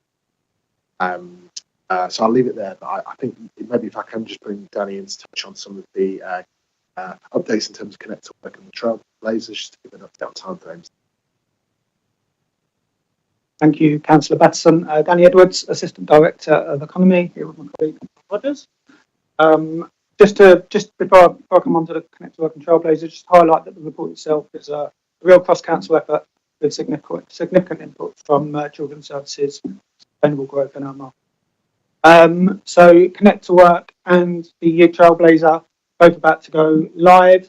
So with the Trailblazer, we're part of a Central London Forward partnership. We're working really closely with Children's Services to draw down that money and make sure that we are putting in place a really whole package of support for young people with SEND and care leavers to secure opportunities in the council across all departments, but also looking at how we can work with employers across the borough to create opportunities for them and support them into those. So a really good example of how this funding stream has sort of catalysed some really good cross-council working. And on Connect to Work, this is a huge opportunity for the borough, £8 million of funding. We are about to go live with a soft launch in October. We have commissioned some external services to work alongside Southwark Works, and for the first time ever, we'll also have an in-house service delivering support directly to our residents through our frontline services. So a real game changer of how we deliver employment support, and a new hub in Peckham opening October, November, December. I'm being very hesitant on timelines, but it will be this year. We're very excited. Excellent. Thanks very much. Does anyone have any questions? I just wanted to thank you guys for the work you're doing with young people, but I wanted to continue to urge your department, as well as working alongside Children's Services departments, to work with our youth and play teams, because we know that they are young people who don't go to schools here in Southwark and will be slipping through the cracks with trying to get this support. So I do please continue to urge you guys, the work that you're about to start from October, work with our youth and play teams, our adventure playgrounds, the voluntary organisations that we are connected to through our youth services, to make sure that not one young person is left behind. Let's spread this information as far and wide as possible, because we need to make sure that we're breaking barriers for our young people to get into employment, especially when they have issues of ADHD and autism and aren't able to have the support that they need. So please do work with our departments to make sure that we are doing this. Absolutely. Thank you very much. I hear you. Absolutely hear you. We are keen to work with absolutely everyone across the board, with our frontline organisations working with young people. got any ideas about something that we're not doing that we can. Yes, I completely agree with my colleague, and I also wanted to say thank you for the amazing work that you're doing, cabinet member and your team. I just wanted to say a little bit on the care leavers, children leaving care. I mean, it's great, that you're engaging with the corporate parenting team. It's really, really good, and it just means. I mean, I think when you were on housing, the lead went before in a previous portfolio, and now you, Councillor City, just kept coming to the meetings and looking where we can add value, and it really makes a difference because, people always, when people say they don't want silos, you always think, basically it's a different, you have to have a different language, don't you? It's about integrated, working together, hand in glove, and I think really the fact that you're coming to the corporate parenting committee will really, really help. I mean, we've got some policies in place. We said, that all care leavers guaranteed education, training or job opportunities. So, it really helps. And likewise, with the special education needs and disabilities, I think Anna's gone now, but, we've got an amazing strategy which basically says that we are going to, ensure that everybody has those opportunities, including young people, to actually bring that more to life. What an opportunity. So I really look forward to, I'm not going to say the S word, but working hand in glove on this. So thank you. Any other further questions or comments? Okay, are we happy to, I've got my place from the agenda. We'll take the recommendations as set on page 219. Is that agreed? Thank you. Thank you very much. And next we have the response to the Health and Social Care Scrutiny Commission, which is the Nursing Care Home Delivery Scrutiny Review Report. I'm going to hand over to Councillor. Thanks very much, and I'm Herbie as well from Sustainable Growth. I want to thank the representatives from the Health and Social Care Scrutiny Commission for their thorough work around this. They have taken a really keen interest in the delivery model for a new nursing home in the borough, and particularly how that links with quality of care. And I just want to assure them that is absolutely central to our plans going forward. That is, the crux of it. We want to deliver quality care for our residents who need nursing care in the borough. The recommendations which they set out in their report really hinge on their core proposal for us to bring forward a Gateway Zero report. This was addressed in detail with them back in April at their Scrutiny Commission meeting, which Catherine and Councillor Okoto attended, and where it was set out that we were exploring whether a land transaction would be able to deliver the outcomes that we want to see for our residents, and that we weren't pursuing a procurement route, and that we did not have the capital expenditure for a direct delivery model, which would require between 25 to 30 million pounds, which we no longer have, having spent a good portion of the capital that had been set aside for the purchase of Tower Bridge Nursing Home. So we aren't able to accept the recommendations in this report because they will relate to that Gateway Zero. But we have essentially repeated within this report the reasons why the land transaction is the preferred route and why we have discounted both direct delivery and also the procurement route, just for clarity, so that is understood. We have been, it's a bit of a spoiler ahead of next month's cabinet, but we have, this is across both teams, both Sustainable Growth and Adult Social Care, who have been involved in this process of exploring what might be able to be delivered with partners. Really, I think quite pleased with the results that have come back from that process and which are being analysed at the moment with a view to bringing a recommendation to next month's cabinet on a way forward. So I am really assured that this process has been thorough and has been transparent, and there will obviously be a transparent decision-making point at Cabinet, hopefully next month, when that proposal is brought forward. And I am also assured that we have endeavoured to keep the Scrutiny Commission updated and informed as to the reasons for this approach and the decision-making. So I know that will be in some respects a disappointment for them in that we are not accepting the Gateway Zero proposals that they have made, but I do very much hope and expect them to be positive about the outcome that we will be bringing forward next month. I don't know if Catherine or Neil want to add anything to that. Nothing to add except to welcome the input of the scrutiny committee, and I hope that the report addresses it. Thank you. Has anyone got any questions? Thank you. I just wondered if you will be meeting with the scrutiny committee to go through this. So yes, I have offered them a briefing in advance of this meeting, but we weren't able to get that in, so I'm going to obviously follow up ahead of next month. They have also requested, I believe, a formal briefing ahead of their next scrutiny commission meeting, which is scheduled around, I think, just before cabinet. So I will try and meet with them before that, and obviously in order to give a bit of lead-in time for cabinet. Thank you. So we have two recommendations which are set out on page 238. Are we happy to agree both recommendations? Thank you.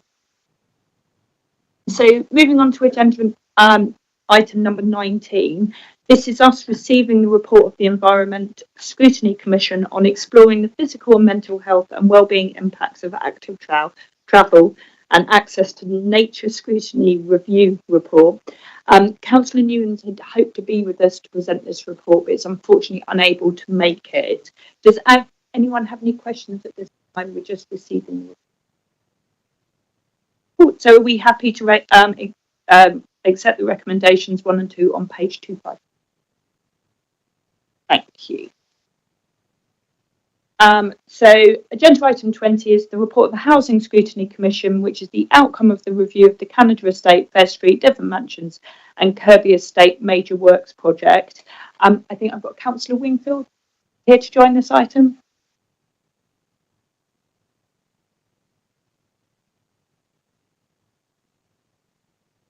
Thank you. So first of all, I just wanted to say thank you to you and also to Councillor Chero as the new Housing Commission Chair, who have obviously put a huge amount of work into the scrutiny process, as has tenants and leaseholders who've been involved in the process.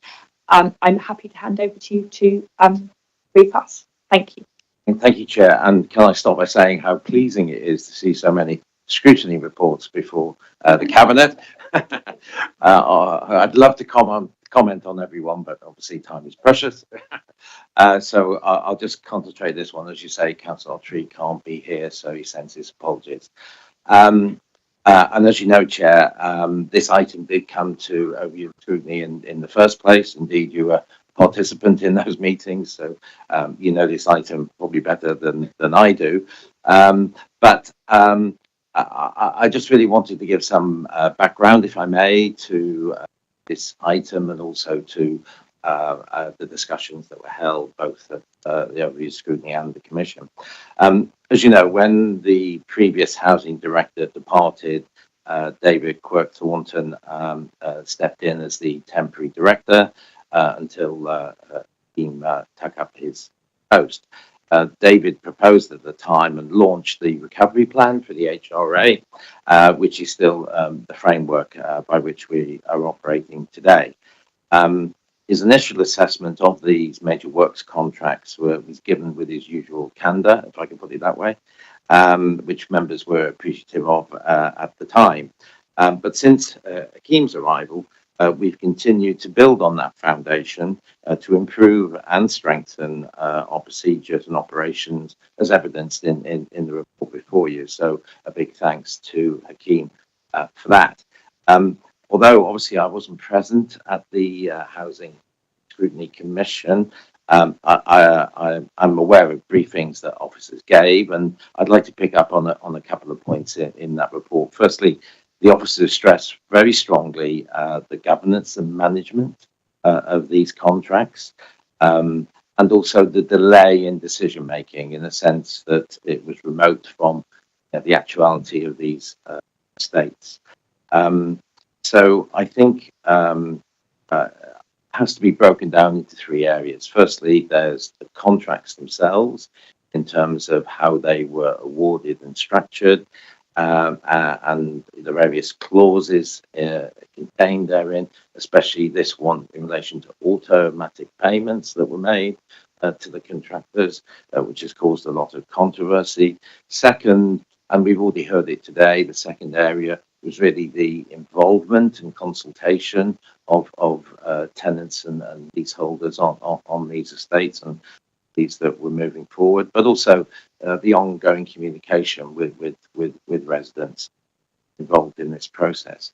And then finally, it's really the oversight, which I think we can all see was lacking in this regard in relation to these contracts. And I just wanted to briefly touch on that before I close. So both in the evidence that was given and in reports that come out of that, there was very strong concerns about the strategic relation to these contracts. So I think, although it's not contained in the detail of this report, it's something which I know yourself, Chair, and the Chief Executive are concerned about and are reviewing, together with the transformation programme that's underway with the council, and we appreciate that. But I think, overall, we need a model across the council in a way which is fit for purpose. It's a model. I won't say lean and mean, but certainly sharp and focused, if I could put it that way.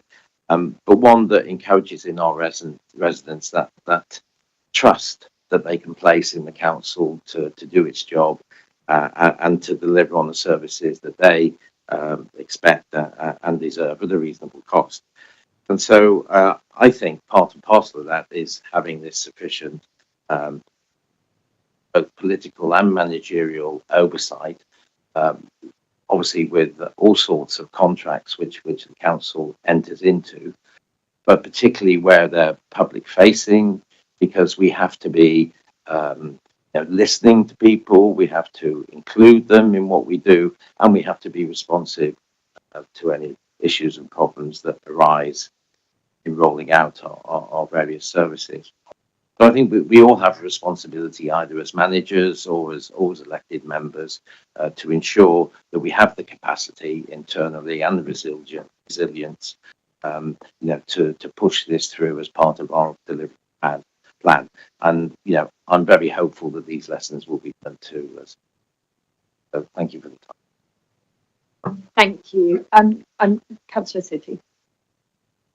Probably more of a statement rather than a question. It's just to say a big thank you to Oscar and the Housing Scrutiny Commission for looking at it. Very clear that there has been some failings and our need to ensure that a cabinet response takes on all those recommendations in place. I know that housing already starting to embed some of the recommendation already.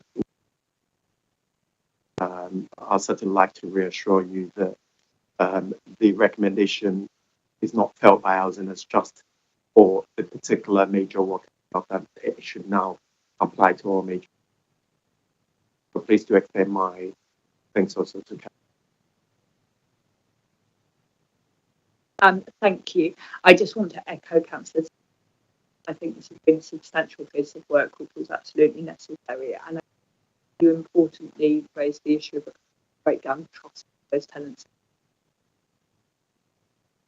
that we need to place as council on that. So we're just noting the recommendations and taking it, but I hope that when we're updating this cabinet. Always a pleasure, Chair. Thank you very much.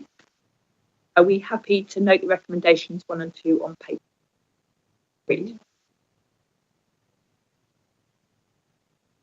Marathon today. Okay. So we've finished the piece around scrutiny, and we're now moving on to agenda item 21, which is Gateway 1 report on the procurement strategy approval of the provision of learning disability supported living services. Councillor Akoto has sent her apologies today, so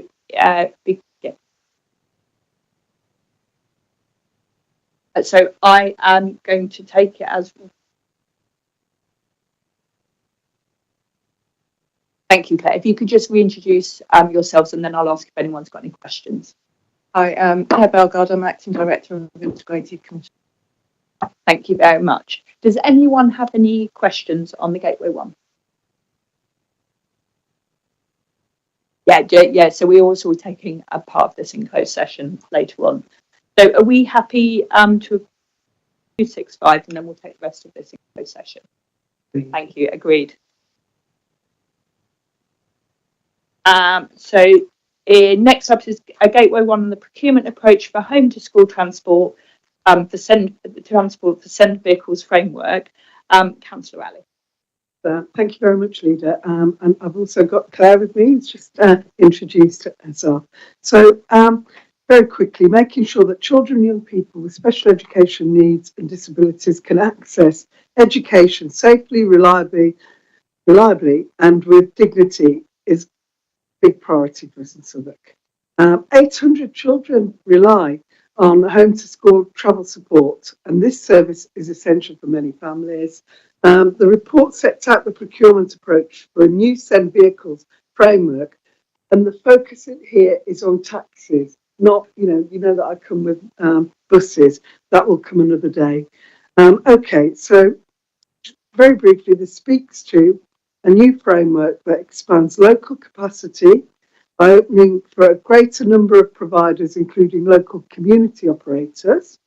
It ensures value for money, aligns with, I see Rona in the audience, aligns with so that 2030 priorities, equity of access, local employment, and environmental sustainability, builds on improvements already made this year, embedding stronger performance, measures on safeguarding, safety and customer care.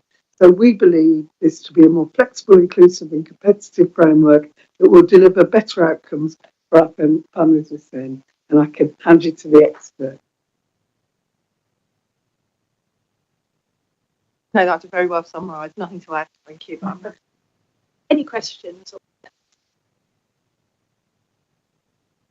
Oh, thank you. Just thanks for your work on this, Claire. Thank you very much. So are we happy to agree the recommendations 1 and 2 are set out on page 318? Agreed.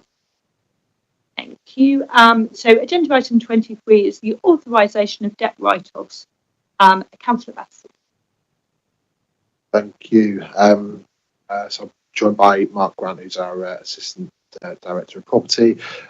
This is being brought forward because of the total amount that we are looking to write off across 5 accounts. Again, this is a agenda item for the closed session due to the nature of it. But just to summarise that we have increased the revenue that we get from our commercial property estate over the last few years. That's good because it goes back into vital services that the council has to deliver. But we do have an amount of debt that we need to take different actions on in order to collect. Some of that is through the legal route, some of it is through payment plans, some of it is unrecoverable, and that's why this paper is coming forward. The amount across the accounts either relates to debtors where we've negotiated a settlement or where the debtors are insolvent and no longer operating. And so what we need when we're looking at various action to reduce the level of debt that we have across our commercial property estate is accurate numbers where we can pursue debt which is realistic to recover, and for that reason we are looking to write this amount off. I think it's probably worth touching on, which Mark might be able to expand on in more a little bit more detail, but this is all contained within departmental bad debt provisions, so there won't be any direct cost to the council. But I'll leave it there and invite Mark to come in on that point. Obviously, bearing in mind we'll deal with most of this in the closed session. These are basically it's historic housekeeping. These are the debts that have sat there for many, many years that need to be dealt with and taken off our books, otherwise it distorts our debt position. We build up a bad debt provision within our budgets, and this will be offset against that money, so it doesn't have a direct impact on our current. Thank you. Does anyone have any questions at this point? We're obviously going to look at it in closer. Okay, so we will take the recommendations in that closed session. Thanks very much. Item 24 is our motions from Council Assembly. We are receiving several motions from Council Assembly in terms of keeping Southwark safe. Southwark welcomes the 400th refugee family. Southwark stands against welfare cuts, making space for girls in parks and open spaces, the implementation of a tourist tax, and limiting the spread of damaging gambling premises in the Blue. Does anyone have any questions or comments on those at this stage? Please. We will move on to agenda item 25. Oh, sorry, let's say that normally. And we formally agree that. Thank you. I'll give you my script now. Okay, so agenda item 25, we have the appointment to the London Council's Transport Environment Committee, the JPP panel, and the Southwark Tenant Management Organisation. It's set out in recommendation 1 on page 365. And it appoints Councillor McCash to the London Council's Transport Environment Committee. It appoints me to the Joint Partnership Panel and Councillor Situ to the Tenant Management Organisation. Is that agreed? Thank you. So that is the end of the public agenda. Thank you. Do I now wait until